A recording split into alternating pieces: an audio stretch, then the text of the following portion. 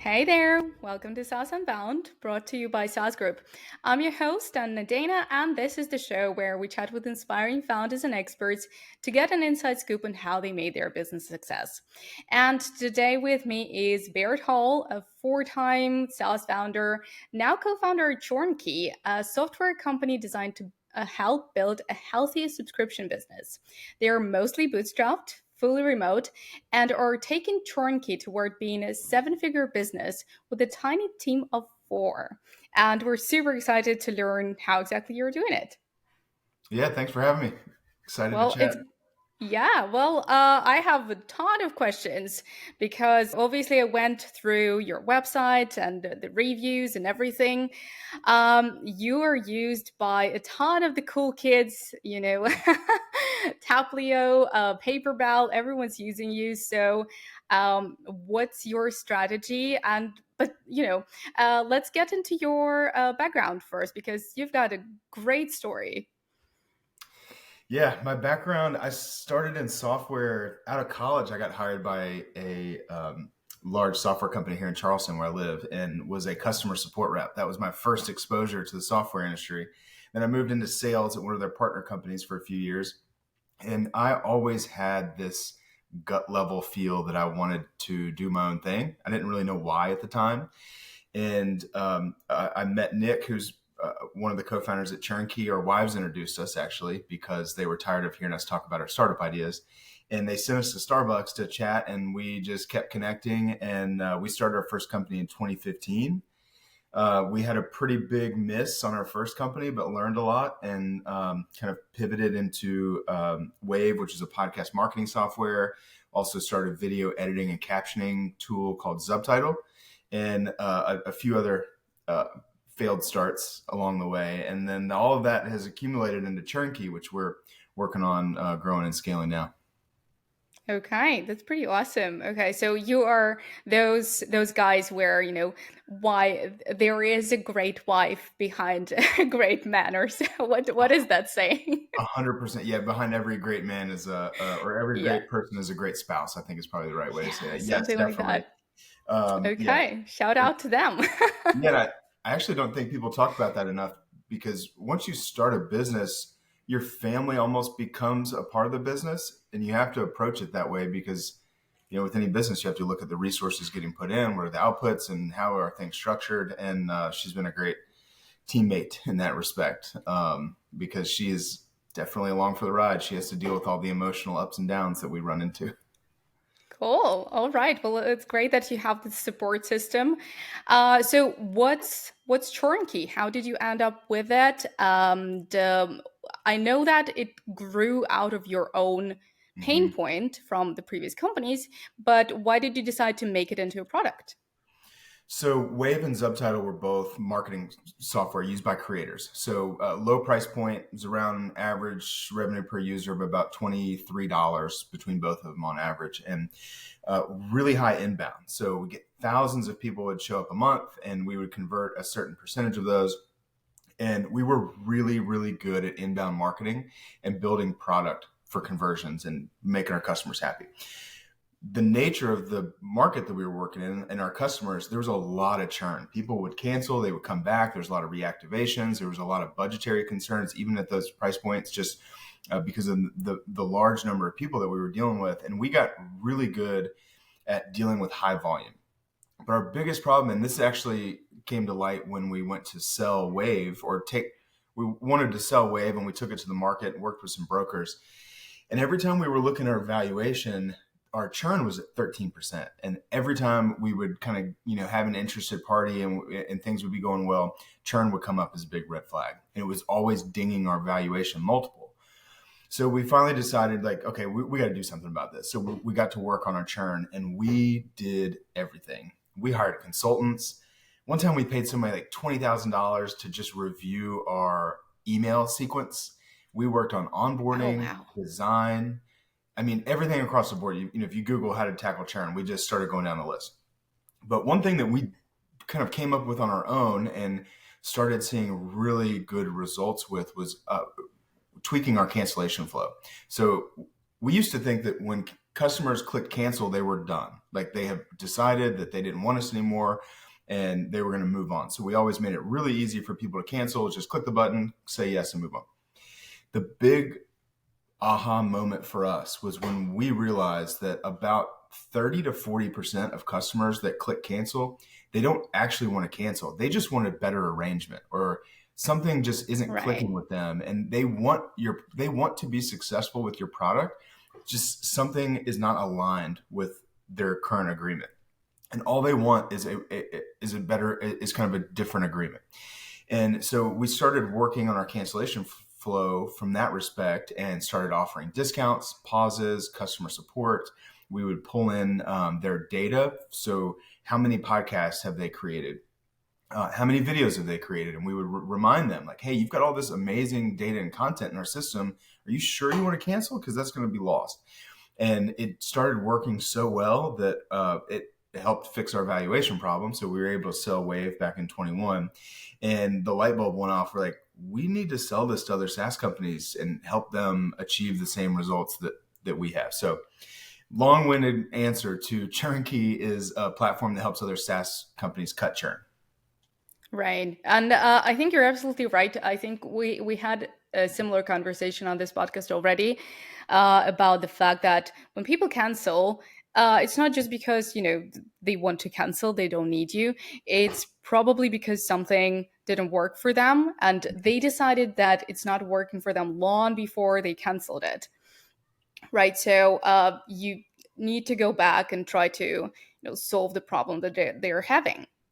Yeah, and we've also done a lot of research and into the psychology of canceling a subscription. And it's different for high cost B2B products because that's much more of a business related decision. But for a lot of B2C or even prosumer focused SaaS companies, when individuals, not teams or businesses, but when you sell a product to individuals, and the buying and the selling process is very emotional. They have really not spent a lot of time on it, but they see the charge, they realize they haven't used it, and they get this feeling that they are wasting money and they need to do something about it. And they're not really thinking in terms of what the product does, what's the value proposition, and what are they getting out of it. So it's a really important time in a customer life cycle where you can actually reframe how they see your product and the value. But it has to be done in a very elegant and polite way because customers at that stage don't want to be pushed or they don't want to feel like they're taken advantage of. So one of our partners, Scott, worked at Tinder and a few other big B2C companies. And so he's brought a lot of experience with customer facing design and making sure that the process is, has a good feel to it, which is really important. So that was one of the surprising things that we found out. We kind of looked at it more black and white, that customers, if we give them 30% off, maybe they'll stay. But realizing that the way that you speak to your customers during the cancellation process is really important too. Right. I think one of the best experiences with cancellation I had with, I don't remember the name. It's like a educational platform for kids, and it's something that where you don't see the return, or you don't see the results right away, right? So once I wanted to cancel, they said, you know what, we'll give you a year free. Go there, study, engage with your kid, and then after a year, if you see the results, then maybe you'll pay. And it was just such a new feeling. Like they Mm-hmm. just want you to use it. They want you to see the results. Just Yeah. Yeah. That's wow. really interesting. Yeah. Yeah. Okay. So how did you approach customer acquisition? Because, like I said at the beginning, all the cool kids are using you guys. So, was it from the fact that you have a brand already, the personal brand? You've had quite a bit of network already built up from the previous startups, or you had to use something like SEO or even paid? Yeah. The transition from B2C prosumer SaaS to B2B was really hard for us. And it's been almost 3 years now. And we just now feel like we're really getting our feet under us from an acquisition standpoint. But uh, I basically, I do a lot of our marketing and sales. And the mistake that I made early on is I took the playbook that we used from Wave and Subtitle and applied it to Churnkey, and it did not work. And we lost a lot of time because we were focusing a lot on SEO. We were focusing on a lot of paid ad strategies, working on getting people to our website and, moving through a product funnel, which is what we really focused on. Our previous companies was all about inbound, focusing on funnels, optimizing for those, and, getting the sale at the tail end of that. What we have learned is that in B2B, you're not selling to, at least our situation, we're not selling to individuals anymore. We're now selling to businesses, and businesses make decisions very, very differently. So we have shifted. I would say probably our first customers did come from our network that we had built up with other SaaS companies that were about our size. And it was still tough to get those customers and required a sales process, but we kind of really struggled systemizing it and connecting that with our marketing. But since then, we've shifted to a very content focused combination of content and inbound sales. So getting customers interested with some type of content, getting their information, making sure they have intent, and then working them through an inbound sales process. So it requires multiple calls. It requires a little bit of building a business case, although solving for churn is pretty straightforward from an ROI standpoint. But Yeah.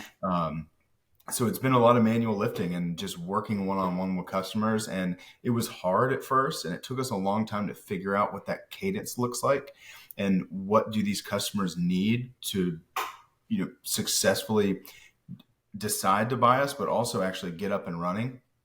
But we feel like we're in a really good spot now. We've got a pretty good playbook that we can start to scale out. Right. I think you're absolutely right. Like, even if it's B2B, there is still a lot of explaining to do. Mm-hmm. And you should never assume that people just know how to use your product, even if it seems like it's so straightforward. We're reducing Yeah. your churn. What's not to like. But Yeah. When I worked for a startup here in Charleston, and one of my sales managers, when I was doing account management back in the day, gave me this really great piece of advice that seems obvious, but at the time, and even sometimes with Churnkey, I forget it, but he explained to me, sometimes you don't have to convince someone that they need your product, but sometimes you have to explain to them how to buy it. Because when customers look at something like Churnkey, it's pretty easy to see like, oh, wow, if I install this, obviously I'm going to cut churn, I'm going to make more revenue. Most people figure that out pretty quick. But what they don't understand is, how do they buy it? How do they implement it? How do they set it up? How do they feel confident that it's going to work? How are they going to match it up with their business logic? So that's when the sales process comes into place. And you take the approach of, okay, my job's not really to be salesy and try to push you to do something. My job is to guide you through our process and help you be successful with our tool. So that's really been kind of a big shift for us, because previously at our other companies, it was all about, let's drive engagement or drive traffic to a landing page and convert, sell hard, push the value prop really hard and get somebody to click a button and sign up. Where this is much more of it's still not that long. It's only a couple weeks sales process usually, but compared to a few seconds, very, very different. true. Yeah. Okay. So, can you share any hacks that are working for you all the time regarding the churn? Yeah, I've got two that actually came up in a sales call yesterday. And these are good examples of how important the details are when it comes to your retention strategies, because small changes make a huge difference, especially when you expand it over your ARR that's compounded year over year. But one good example is when you're sending out failed payment recovery emails. If you send it from different emails, you can increase your recovery rate by 10%. And the reason for that is, when consumers, we're just desensitized to email. So when you send somebody multiple emails from the same address, they start stacking up in an email thread. And if somebody's already ignored the first or second, it's really rare that they're going to just all of a sudden convert on the third one, because they've already made the decision twice that it's not worth the effort at that very specific moment.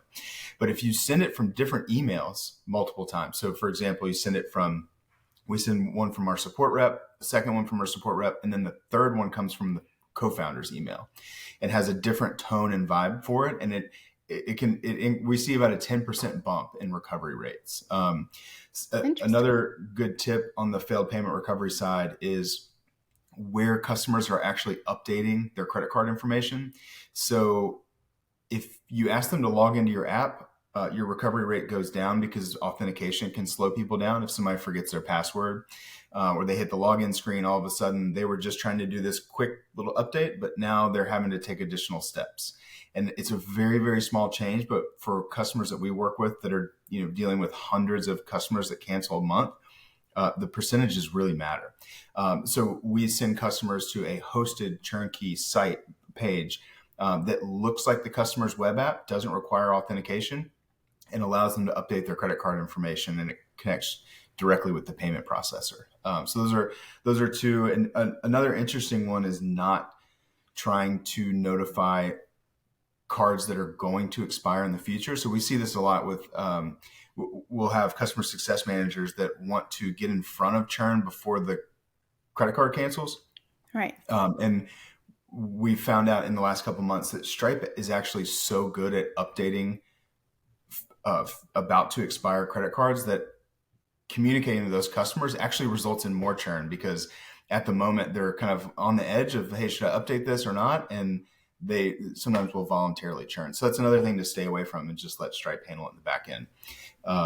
So those are three that just came up yesterday and the day before. So we're constantly learning, and we're so focused on churn that all of these small tips and tricks that we find out really make a big difference, and we build those into our product, and our customers they really love it.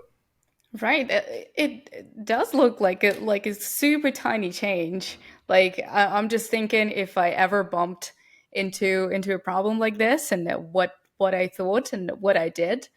But yeah, maybe I'll share my experience later if I remember something. But yeah, speaking about tiny, right? You also went a bit of a different direction with this company, right? As I remember, the first three, Yep. right, were completely bootstrapped, and this time you went with Tiny Seed Accelerator, not just an Yep. investment, but accelerator. So, what were you trying to find?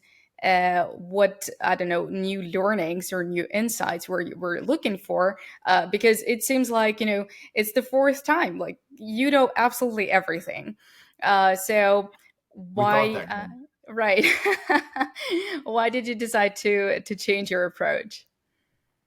It was after about 7 or 8 months of getting started when we realized how different B2B was. And when you're selling Okay. to businesses, it was so different from the experiences that we had before, that we realized that we wanted someone in our corner that really understood this. And the accelerator was really appealing because we were going to be connected with other B2B companies that are selling somewhat similar products, and going through this curriculum with them and sharing our experiences along the way. And it was really helpful. And also there is an investment amount going into the accelerator, and we use that to hire our first salesperson, which was really helpful, because bootstrapping in with SaaS, because our contract sizes aren't that big in month one. Of course, our LTV is really large after a long period of time, but we just didn't have the funds to hire a salesperson, and there was no commission portion because the contracts are obviously not up front. So we needed that Okay. money to hire a first salesperson. And it was really great going through that. Rob Walling is just a wealth of knowledge, and every issue that we ran into, they've seen it before, and we got a lot of great advice, and it helped us learn the B2B playbook much faster.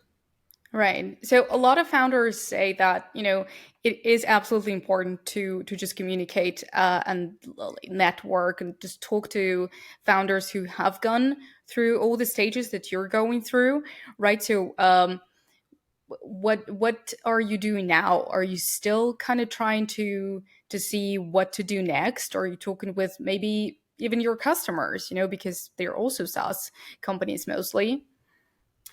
Yeah, we at this point now, we're really focused on talking with our customers and making sure that we are understanding their problems, and they give us a lot of advice.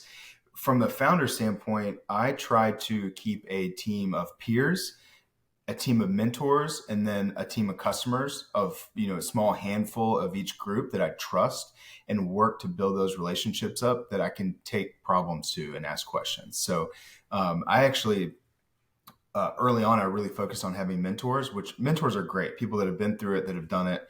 Um, I do find that sometimes their advice can be just a little bit off just because you can just be in a different industry or a different size company. The same playbook, as we've talked about, from one company doesn't always work for the next. I get a lot of value out of having peers that are going through it in the moment with us that have the same problems. I put a lot of effort into having about a half dozen peers that are that I really respect, that I try to keep up with, and I try to do a quarterly cadence with all three of those groups. Make sure I'm touching base and taking all the inputs from these different groups and trying to synthesize them into single decisions. Oh, all right. So, how do you communicate with your customers, and what kind of role are they playing in the product roadmap and the features that you're shipping, how you're shipping them, and basically everything you do for Churnkey? There's a lot of phone calls on the front end, a lot of Google Meets like we're doing now as we're talking to customers about onboarding and through the sales process. And that's really where the relationship starts. And with a lot of our customers, with Churnkey, there's usually multiple stakeholders. There's an engineer that's implementing, there's a customer success manager that's thinking about strategy. And a lot of times we're working with the CEO and founder or the head of growth that's thinking about expanding revenue. So what we like to do with our customers is create a shared Slack channel and Slack Connect. And that's where we'll have a lot of our communication early on as they're setting up processes. And as I talked about, the details matter when it comes to retention strategy and churn. So we're constantly working with them to help iterate their copy, iterate the offers that they're giving through the cancellation flow or the failed payment campaigns. So we do a lot of Slack communication with our customers. We really like the working one-on-one with each customer as they're onboarding, getting set up. And then we move to usually about a quarterly review call. So this is where the customer success angle comes in, which is something we're new to also in the B2B space. And we make it a point every quarter to make sure we're having a catch up with our customers, looking at their performance, making sure that they understand what our new features are, asking them what's missing, talking to them about their other areas of churn. And that's really where we get all of our insights for product strategy and where we need to go next. All right. Do you remember maybe like the most crucial feature that came from a customer that a customer requested and you decided to build? Oh, man, there's been a lot of them. There usually are. Yeah. One really interesting one was hidden plans. This is something we hadn't thought about in our previous businesses. So there's this concept of hidden plans to where on your marketing page and within your app, your customers see plans that they can choose from. But during the cancellation flow, you can actually offer hidden plans that aren't there, that they haven't seen before. So this is really common with products that are based on usage. And when you have a finite number of plans available to customers, there's a portion of customers that need something in between or maybe a lower plan because they're just not using it enough, but they are still using it. And there's this big opportunity with these type of customers where they can actually expand their pricing tiers during the cancellation flow. So say, hey, instead of canceling because you said you're just not using it enough, well, what if we give you a plan that's 50% less with 50% less usage? And that it's amazing how successful that can be. It doesn't work for everybody, but for companies that are metered or based on usage-based pricing, it's really, really effective. And it wasn't obvious to us, but when we built it and launched it, we're seeing customers put it to use and we're seeing high save rates for a lot of different segments. All right. I immediately went to like all the other founders that actually had this kind of problem Mm-hmm. and talked about it on the podcast. Maybe I should connect you guys. But Yeah. yeah, another thing that I wanted to ask you, and I'm sorry, I'm kind of all over the place, jumping from one topic to another. Um, Back to Tiny Seed and the fact that you raised a bit and now you're raising again, right? So again, you're taking like a totally different approach to this company. Why did you decide that this is necessary for Churnkey? Are you going for like a hyper growth, or you just see that it's something that's growing, maybe faster than you expected, and you really really want to get ahead of this? Yeah, it's a little bit of both. Yeah, so this business is really different than the previous ones that we bootstrapped that were all based on inbound marketing and product led growth. Churnkey is a business, like I've said, that it requires sales and it requires customer relationships. And it's not something that can really be scaled out with technology. So we can't just build a lot of features that are going to help automate that process. We actually need people getting on calls, working on customer success, working on sales.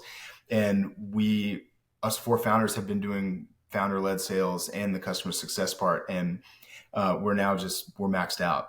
Calendars are getting booked left and right, and we need to build a team. And so yeah, we're looking to raise to hire customer success and sales, and we're also really interested in experimenting more on the growth side of things and marketing, because we've been doing so much just hands-on work with customers that we also want to start working on some lead generation efforts. And B2B marketing efforts are more expensive than just, running simple Google ads and hoping for a, 40% return on ad spend. So there's Right. more to it. And yeah, we're excited to start setting some of that up. All right. So we caught you right at the beginning of your journey with this, right? So you are Mhm. going to build a team. Now you're just co-founders. So what kind of culture, what kind of team are you planning to build? Because just yesterday I was talking to another founder, and that's something that we stumbled upon. Like when you're trying to just get the first few hires, what do you tell them? Do you just assume that they are coming to work in a startup that can be a bit of everything and a bit hectic, or you right away try to build a culture and hire people that resonate with it? Yeah, we've been talking a lot from a culture standpoint about being trusted. And that's really at the heart of what we do at Churnkey is being trusted that we understand SaaS, subscription businesses, technology, payment processors, because what Churnkey touches on a customer's business is so important. It needs to work. It needs to work really well. And the operators that customers are working with need to understand the best way to deploy it and the best way for it to work, because integrating with payment processors is a very delicate part of the business. So we want to hire and build teams that are trusted, friendly and trusted, so our customers want to work with us and want to see us as experts in the space. So we really want to work with people that understand the subscription business. They understand the details and the importance of the specifics of retention strategy and how it works. And I think the other piece is also with our customers. They want to have a friendly, trusted advisor to help them work through their churn problems. Because we've had one customer, he calls us his churn psychologist, because churn is such an emotional side of the business, and Yes. sometimes he just wants to talk through what's going on. They see a spike in churn, and they want a second pair of eyes that really understand this and are trusted and knowledgeable. And that's really what we're trying to do, is build a team that kind of fits that mold and really enjoys what they do. So it also feels like you're not only a product company, but also a bit of a service too, right? That's a really good point. So we do have customers that self-serve, they sign up, they implement, and they really enjoy it, and they go on. But most of our customers, especially the larger ones, as we continue to go up market, they want help. They want help designing their cancellation flows. They want help writing their copy and understanding and unpacking all of the churn data that they're getting in, because it's hard to sift through it all. And we definitely are. As I was talking about earlier, how we communicate with our customers, we do build services into our subscription price and deliver that through the Slack communications, the quarterly review, strategy calls. We also will commonly just jump into our customers' cancellation flows and audit them, see how they're doing, look at their copy, look at the offers, because we're always learning. As our data set gets larger, we're learning more and more about what works, and we go back to our existing customers and try to help advise them on leveraging those features. Right. So, well, this is going to be live sometime early June. So, if you're hiring by that point, feel free to send me a link. I'll I'll ping it in the comments, and Yeah, we'd love to. Yeah, sales and customer success is kind of our biggest needs right now. So anyone that has done customer success has sat in that seat before. That's kind of another going back to our vision with being trusted. We want people with experience. And when we talk to our customers, we explain to them that we built this because we sat exactly where you were, staring at our churn reports and wondering how are we going to solve this problem. That's why we got started. So we want people that have done the same and have kind of walked the walk previously. So yeah, reach out to us. Find me on LinkedIn and Twitter. I'm pretty easy to track down. Cool. All right. Well, thank you so much. And yeah, I have just a bit more questions because you mentioned that you want to also double down on growth and marketing. So, what do you think would be your channels? How are you going to approach them? Because now, as far as I see, you go to podcasts. I found quite a few. So there's a lot of inbound, right? So, what else are you going to do? That's what we're experimenting with right now. I'm really interested in. I haven't been on LinkedIn in a long time because a lot of our businesses were more focused on Instagram from a social channel. But I've been getting back onto LinkedIn, and it seems like it's in a really good place from a content and engagement standpoint. So I'm really interested in scaling out LinkedIn content and also LinkedIn advertising for white papers and collateral. So looking at how do we run ads against helpful content that we write to get customers that are interested in churn and working on their churn currently. Because one really important aspect of our business is that timing is critical. So any SaaS company operator you talk to, you say, hey, do you want to cut churn? And they say, yeah, I'd love to cut churn and make more money. That sounds great. But what's really important is the timing of how painful that churn is at the moment and then what they have going internally, because Churnkey generally needs to be scheduled into a development sprint. So timing is really important in making sure all the stakeholders are aligned. So we want to find marketing strategies that help educate customers on what they should be doing from a retention standpoint and also tracking intent and timing and nurturing those leads. So really looking at outbound paid advertisements and building a list of leads and then working them from an inbound sales strategy is kind of our next target. Okay, so it looks like you've got a lot of testing, iterating to do. It's really interesting how it's going to look in the near future. All right, so a question that I ask every founder out there: what's so far been the biggest win and the biggest failure or the biggest challenge? I'd say our biggest win to date was getting to profitability. That was kind of a big target for Right. us, especially with four co-founders that are working full time on the business. So getting to profitability was a huge win and kind of let us breathe a sigh of relief. But at the Ooh, same time, getting to profitability opened our eyes to the opportunity on the business, and that's where we're seeing when we look at our metrics, our LTV, and our we have net negative churn. So our customers actually expand more than they leave, and which is really that's a good exciting. sign. So yeah, that's probably one of the other biggest wins. It's having net negative retention, especially after having two businesses that were commonly double digit churn percentages, which is painful. We had one of our SaaS businesses was doing over $1 million a year, and we turned the whole customer base over every 8 months from a Oh, churn wow. perspective. So I mean, it's stressful That's knowing that like, hey, if crazy. the acquisition shuts down, we're going to be in trouble. This thing's going to start shrinking really fast, which again is why we started working on churn. So now with Churnkey having net negative uh, or net positive retention, sorry, the is really we're really proud of that, and it's also a testament to how much we've learned about churn, and which is kind of Right. meta. It's also a testament to the fact that you're in the right space. Yeah. Um, but okay, what about challenge or failure? Challenges or failures for Churnkeys. I think it goes back to the learning the B2B space and not recognizing how important our sales process was early on. We were a little naive in thinking that, hey, we've got this tool that always provides a return on investment for customers when they install it. We see generally 25 to 40% recovery rates from canceling customers, and it seemed like such a no-brainer to us when we started positioning the product and putting it out there.